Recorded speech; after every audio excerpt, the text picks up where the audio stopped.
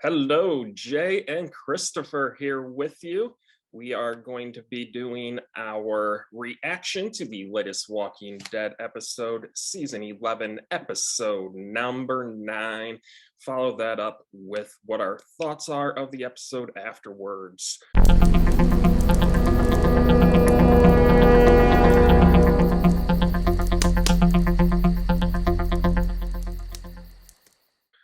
Zunk, it's been a while since we've done some Walking Dead. It has been, and it's been equally long since I really kind of watched The Walking Dead. Kind of fell out of favor with it in season 7, 8-ish, which seems to be a bit of a norm. Mine's for different reasons. I think it just got bad. I don't think it had anything to do with Negan. I just think I didn't like the show's pacing. I think storylines got convoluted, but I'm looking forward to doing this again.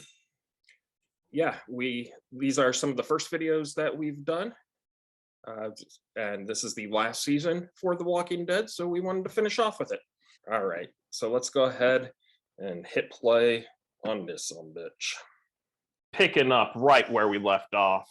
Zunk 11 seasons in, we're still finding new ways to blow up these fuckers. Right in the testicles.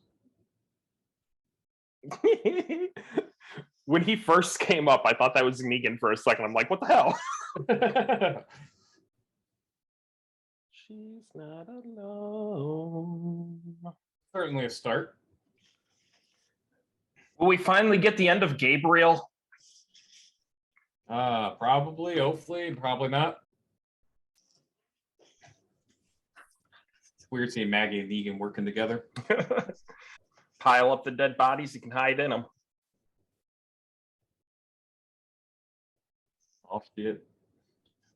It's flooding and a lightning storm. I mean, if you're quiet and in the water, they shouldn't be able to smell you. That's something that they've shown in the series before? No, but... I mean, I know you're probably in theory, right? Just it's something that came to my head. She's deaf. Okay, you hear me? Deaf one. For Pope. And then take the 16th or John Paul II. Where the hell did Daryl run off to? Can't be far. How'd he get back there?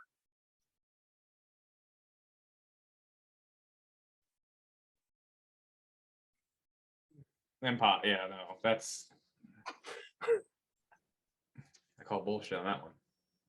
Gracie, you're going to have to learn not to be helpless. Oh, now they're just going to leave her alone? I know! Like... Seafood buffet. I was thinking of that one movie where that chick fucked the fish dude. Someone's not making it. Oh, this show stopped killing off main characters long ago. Oh, sorry, my bad. Very convenient that they're very polite zombies and just go one by one. I appreciate that. And at least they have honor amongst... You remember that one that just got kicked and fell in the water? Mm-hmm. And he's just like, yeah, I'm content down here now. I thought she was safely behind the bookcase. Oh, that night. Now they're in the... That was at night. Now it's dawn, and now they're running, and now he's Jason, apparently. He couldn't make it to the window, but he can make it to the ceiling. He was right under the window.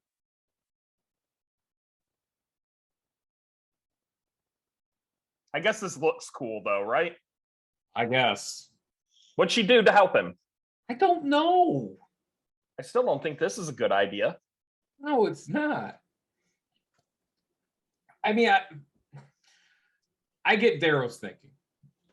This might be their only true way out. I could see that being a possible. I understand where he's coming from. I don't know why they didn't kill him before that, though. But does your deal still stand?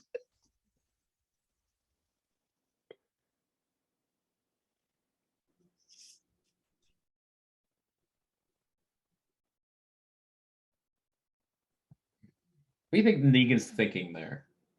You think this is the same church that they used to film 4 walls and a roof? I was thinking this thing looked familiar. Back in season 5. Yeah, I was thinking it looked familiar. Like I was initially going to say, wasn't this? Didn't we see this trick before? But where the fuck orders stormtroopers? And there we have it, Zunk. Welcome back to The Walking Dead. But what's your thoughts on episode 9? It was good. It has moments, but it definitely reminded me why I stopped watching the series. I'm interested in hearing that because I really enjoyed the episode. Like I thought it was a good episode. Like I don't think it was a bad episode at all, outside of some Ex Machina shit. But that's the problem. Is like none. That's the problem with the show in general. Why I stopped is the stakes don't feel real. I don't understand how Aaron didn't go through the window. Instead, he jumped up on the pipe, which was higher than the window. He ran to the center of the room to get onto the pipe, to crawl to the window that he was up against. Then the pipe broke. Then there was some magic rope in there that helped him in some way, and I don't even know what the rope did. You had the two girls. He helped them up through the window, and then they're like, yeah, fuck him. Daryl kills the guy. They're entering the room. He hides behind the chalkboard. Like, there was no time for him to pull out the chalkboard, get behind it, pull the chalkboard back for them as they're opening the door and coming in. And not to make a single fucking sound doing that. All the while they broke apart a window where they could see the chalkboard. I don't know why they feel that they need to cut it so close. They don't need to cut it that close. They didn't even need those two to find them right away. They could have been like 10 minutes later. It didn't have to be at that exact moment. I know while we were watching it, we were confused as to what was going on with Maggie. It ended up making sense. Yeah. But it didn't start off that way. I'm cool with what she did, obviously. I know why she did it. At least my theory is, for Elijah and to get him some vengeance or whatever. But not just that, but she's got to protect her family and her group, and should do whatever is necessary. And she felt that they were still a threat. But do you think Maggie was right doing that? Not asking about if it was right for the show. That's not what I'm asking. I was asking from a character perspective, was she in the right doing that? One of my favorite things about The Walking Dead is playing with gray area. So saying that you're in the right for it, I don't think that she's in the wrong for it, but I won't go as far as saying that she's in the right for it. Right. It was an understandable gesture, just may not have been a good one. Like, my ideologies don't align with what she did. I would like to think that I wouldn't do that. But again, I'm putting my current experiences and skipping over all the other experiences right at that point. Right. And everything. You don't get to do that. We don't know what we would react if we lived in this type of world. Her thoughts were, in order to keep my people safe, I need to do this. So was she right in that regards? Yeah, if that's what she honestly thought was the right thing to do to keep her people safe. Again, they showed that they were going to take Maggie's whole group out right then. Daryl wanted another alternate plan to where they all walked away, and they're like, yeah, we got that. Haha, never mind. We got a sniper. You're all going to die. I thought it comical that they're like, oh no, we're not going to take this deal at all. We have the sniper up here. You're all fucking dead. Oh wait, we don't have the sniper. You guys do. Can we still take that deal? No. Daryl's plan, I don't think, made any sense. We're going to head off north. We're going to take him with us. Once we get far away, we'll let him go. And he'll just run back here, even though he's completely capable of taking all of us at one time. And you'll never be able to find us because he knew where we were at when you let him go, and you guys are probably going to follow us anyway. He had this group, and this group was kind of shoehorned in. And it really liked the introduction of this group in there. I thought they were just retelling stories that they have already told, especially with Daryl going off on his own. I'm glad that it ended with more of an arc for Maggie than it did for Daryl, but it really felt like it was going to be Daryl's arc with that group, and I guess it was for a while, and his arc ended a little earlier than Maggie's. It ended in the first third.